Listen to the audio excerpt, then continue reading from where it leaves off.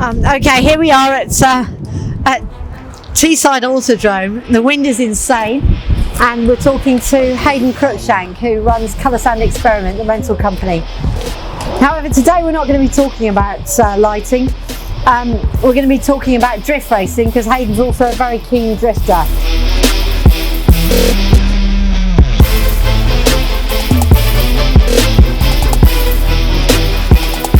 Haydn, first of all, how do you know this location?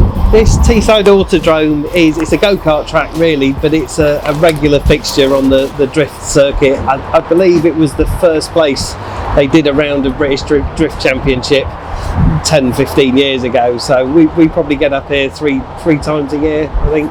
And here, I believe today it's a practice session, is that right? Yeah, it's next week we've got a competition up here, British Drift Championship round 3 or whatever. But yeah, today's just a practice day, so we're just dialing the car in, trying to remember how to do it. And when did you first get into drifting, and why? I started drifting 7 or 8 years ago. I've always enjoyed cars, and I think drifting is the thing you wanted to do when you were 17, when you want to hoon about and skid and be silly. Drifting is a sort of slightly grown up way of doing that in an organised fashion. In a safe way as well. Ish. I think you're fixing cable time, but it's alright. Well, is this where I say something inappropriate? You actually race with a specific team, the Gentlemen's Drift Club. Can you tell me a little bit about them? Yeah, there's 3 of us in the team, which forms the part of the Constructors' Championship. We're all the more mature drifters, maybe probably twice the age of most of the other drivers. But you still have just as much fun? Absolutely, yeah. So what do you particularly enjoy about this type of motorsport? I think there's a real good community in drifting compared to other motorsports. People are very helpful. Actually, I've broken my car. I've got probably 3 other people's pit crew helping fix it as it is. So it's just a nice community. I appreciate how difficult it is to control an out of control car. How do you actually do it? You steer with the throttle, really. It's all about the accelerator and very delicate throttle control. Obviously the cars are seriously modified with loads of power and grip and an extra steering lock, but I think one of the attractions is it's really difficult to master it. And you never get it perfect, so it always keeps you interested. So it's a continual work in progress. Absolutely, really. Yeah. And how long did it take you to get to a reasonable level where you felt confident about like joining a team and so on? I think it probably took a couple of years before I started competing at Drift Cup, which was the sort of entry level tournament, and I worked my way up through that for 3 years, and then that progresses into British Drift Championship, where there's 2 classes. I think 2 years ago I made it up into the pro class, so it's been a gradual progression, but as I say, you never stop learning. There's always something else to perfect. Yeah, absolutely, I'm sure. And you're judged on the performance as well, aren't you, in drift racing? Yeah, so it's a judged sport rather like an extreme sport rather than a race. It isn't a race to the finish line. You're marked down for going too slow and you need to keep up with the car in front, but we do 2 consecutive runs, one where you lead in pairs, one where you lead, one where you follow, and we have to mirror each other's sort of moves on a prescribed line, and then it's judged subjectively, so which causes great debate. The bit we've been waiting for, that's your car out there, and beast of a machine. Can you tell me a bit about it? Yeah, it's a Toyota JZX 100 Chaser with an LSX V8 in it, 1000 horsepower.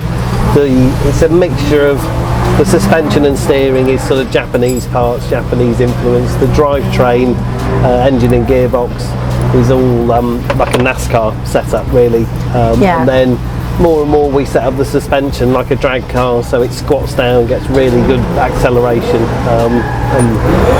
And that's been built by Mark? That's been built by Mark Kelly, 2 Roads Motorworks, who spent 2 years researching, perfecting and building this monster. Fantastic. And the engine's completely custom as well, isn't it? It's totally, you had it commissioned, it custom aluminium LSXR block, which is built by CBM Motorsport. And what actually inspired you to build this beast of a vehicle? Just having, this is my 3rd competition car. I've probably got 6 or 7 drift cars, and it was just trying to perfect what we've been doing, using brand new parts, just not cutting any corners and just building my ultimate drift car, really, which I think we've achieved. With everything happening this year, with COVID and the industry shutting down, you must be really pleased that you managed to complete this project last year.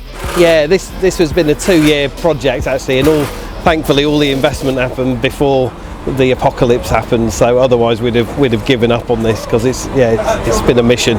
How's it performed so far? Are you happy with it? Yeah, it's really good actually. As I said, we're dialing in more and more grip all the time to make it quicker. We just need to get back to the entertainment industry for a little bit. And do you have any kind of realistic expectations of when things might move forward there at all?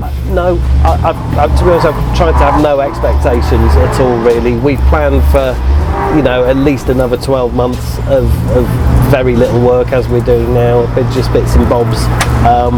It's out of my hands, so all I can do is just carry on. When it starts up again, we'll be ready and we'll hit the ground running. But no concept of when we're going to get back to it, unfortunately. And you were saying that there are some parallels actually between that and between the drift racing circuit as well. Just explain a little bit about that. When all of our work got cancelled, all the festivals and tours, all of the motor racing fixtures were cancelled at the same time. I don't know whether they've been luckier or they've worked better with the government, but they've managed to get motorsport back up and running much quicker. A lot of it is without audience, so there aren't parallels there, but we've done some rounds with audience. I actually think our next round they've just changed. They were allowing spectators, now they're not, so it's really difficult for the promoters of these events as well, because they're losing money and they don't know whether they can sell tickets or not, so it's been tough in a very similar way. Is there anything else you'd like to say? Let's go drifting.